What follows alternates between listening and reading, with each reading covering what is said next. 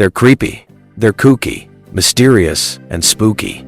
And if you think you know everything about the original 1964 Addams Family TV show, well, my friend, you're in for a grave surprise. The Addams Family premiered on ABC in September 1964. Just 2 seasons, 64 episodes, and yet, in that short time, it rewrote the rules for what a sitcom could be. Unlike the squeaky-clean families on TV at the time, the Addamses were dark, macabre, and proud of it.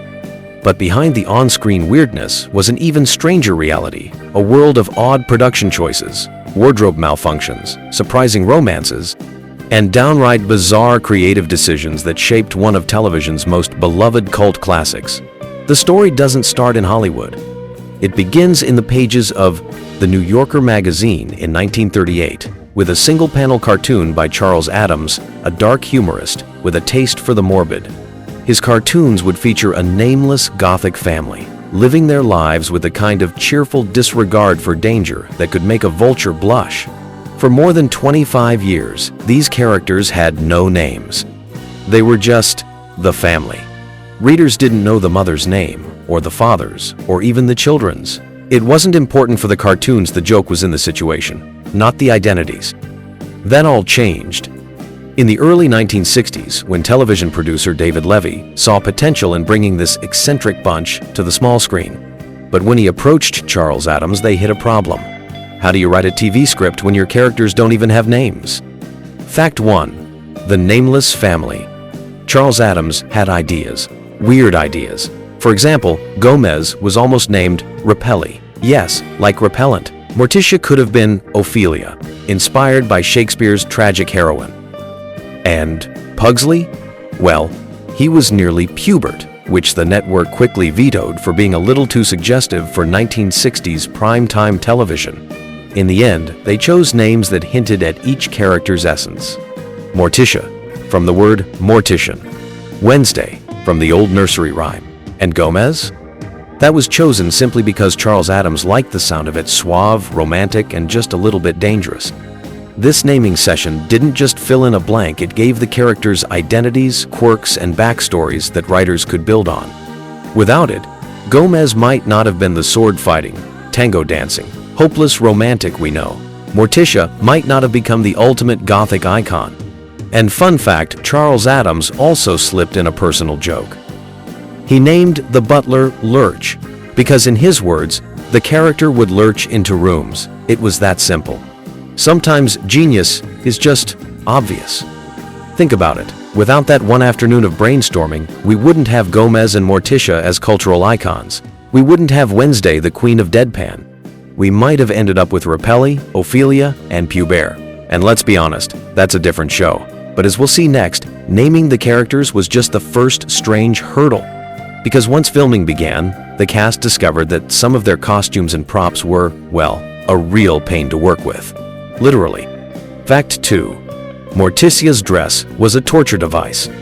Morticia Addams, elegant, serene, and possibly the most graceful woman to ever glide across a black and white TV set. But what you may not know is that Carolyn Jones's iconic look came with a serious price. Her costume was a full-on torture device. Morticia's dress was custom designed to hug Carolyn Jones from the shoulders down to her ankles. And when I say hug, I don't mean form-fitting, I mean straitjacket chic. The skirt was so narrow that walking normally was impossible. So how did she manage that graceful glide? Simple, she couldn't take regular steps. Between scenes, Carolyn had to take teeny little Morticia hopses. Or, if she were far from set, crew members would carry her like gothic royalty. And sitting down? Forget it. The dress was too tight at the knees to bend properly. The wardrobe department built her a special slanted board behind the set where she could lean back and rest without wrinkling the costume. Now, you might be wondering, why make the dress that tight? Well, director Sidney Landfield and costume designer Edith Head wanted Morticia to look like she was floating, almost like her lower half didn't move. The restrictive skirt forced Carolyn into that smooth, gliding motion we all remember. There's also the hair. Carolyn wore a long, heavy wig for Morticia, and under the hot studio lights, it could feel like wearing a blanket on your head. Combine that with the dress, And you've got a workday where you can't walk, can't sit, and are wrapped in a portable sauna. Every line, every stare, every smirk was delivered as if she were in perfect comfort. That's true professionalism, or perhaps just very polite suffering. Carolyn Jones loved playing Morticia so much she kept the dress after the show ended, but admitted she never wore it again. So next time you watch Morticia glide into the room, remember, it wasn't just acting, it was a survival skill. A little pain for a lot of television history. Fact 3. Lurch was never supposed to talk.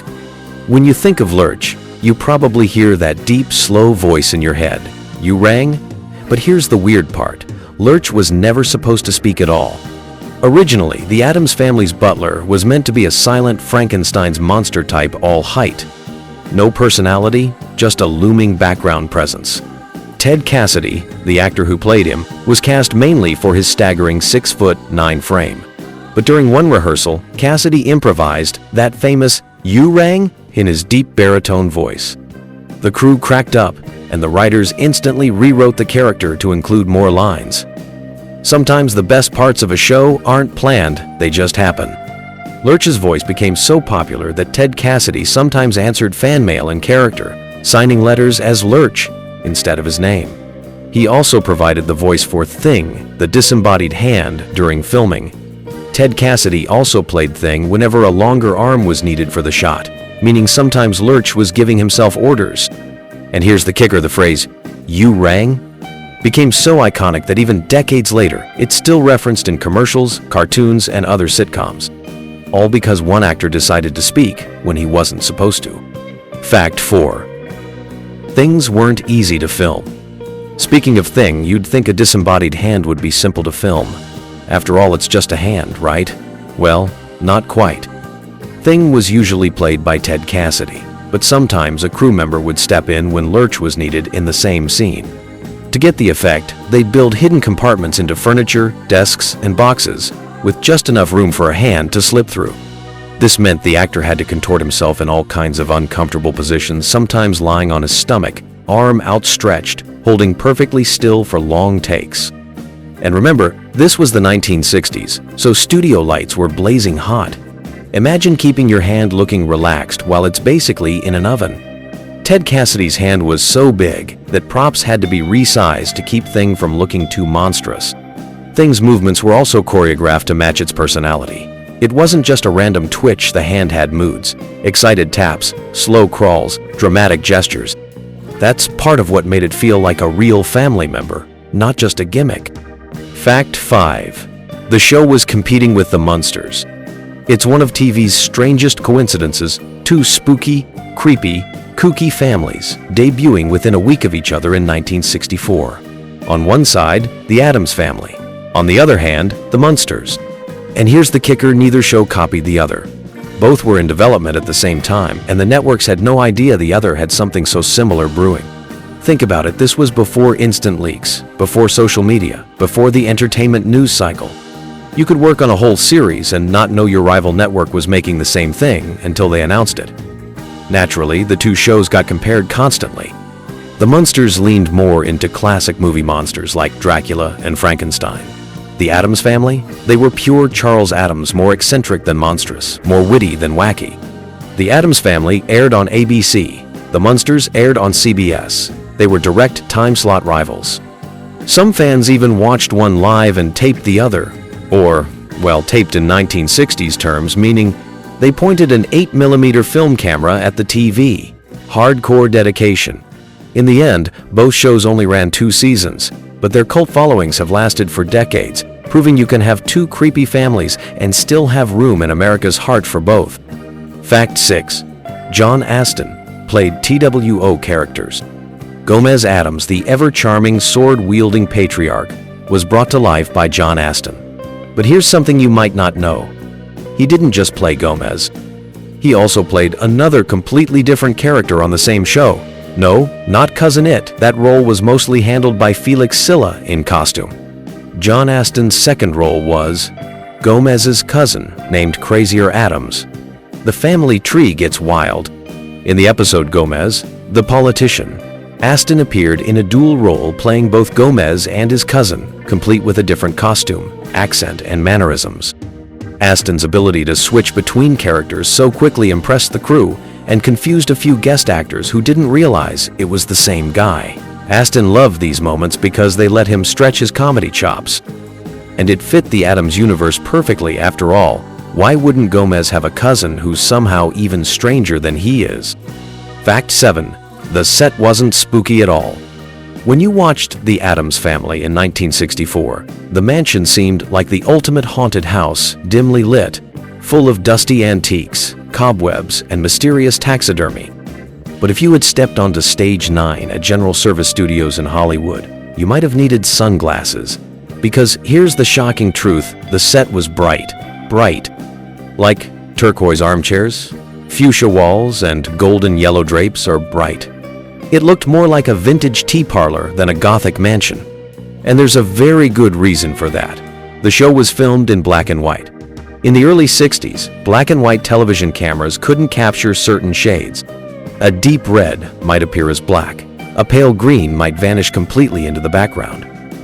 So, set designers used high contrast colors that would translate into a dramatic grayscale. That's why, for example, the famous Addams fireplace wasn't dark and soot-stained, it was painted a rusty orange to appear shadowy on screen. And those creepy cobwebs? They weren't the dusty, stringy kind you might expect. They were carefully made from stretched cotton and spray adhesive, arranged in specific spots for maximum visual pop. The moose head on the wall had the name Eustace. No one ever explained why. And remember the stuffed polar bear in the hallway? That wasn't a fake prop, it was a real taxidermy piece rented from a Hollywood prop house. Visitors often remarked that the bear was one of the brightest things on set because its white fur reflected the heavy studio lights. In person, the whole place felt cheerful, which is hilarious considering it was supposed to be the creepiest home on TV. But that's the magic of old-school television. Your brain fills in the darkness when all you're seeing is clever lighting and great acting. Fact 8. Wednesday's name was revolutionary. Today, Wednesday Addams is one of the most famous fictional characters in the world. But back when the TV show was first being created, she didn't even exist by that name. In Charles Addams's original New Yorker cartoons, the children didn't have names at all. When the producers adapted the cartoons for television, they wanted the characters to be more fleshed out, which meant they needed names. Charles Addams himself suggested Wednesday for the daughter, inspired by the line from the old nursery rhyme, "Wednesday's child is full of woe." Now, here's why that was a big deal. In the early 60s, child characters on TV were supposed to be bright, cheerful, and wholesome. Think Beaver Cleaver or Opie Taylor. Naming a little girl after a day associated with sadness and gloom? That was unheard of. Lisa Loring, who was cast as Wednesday, was only 6 years old at the time. She had to deliver morbid lines with complete seriousness, and she nailed it. Her deadpan humor and eerie calm made Wednesday instantly memorable. Lisa's pigtail hairstyle became so iconic that almost every future Wednesday from Christina Ricci to Jenna Ortega kept some version of it. What's fascinating is that this small naming decision helped break the mold for how TV treated kids. Wednesday was proof that you could make a child's character dark, strange, and still lovable. Over the decades, Wednesday Addams has evolved into a symbol of smart, subversive girlhood, but it all started with a simple name from an old nursery rhyme. Fact 9. The theme song almost didn't happen. The Addams Family theme song is one of the most instantly recognizable pieces of TV music in history. But believe it or not, the network almost went in a completely different direction.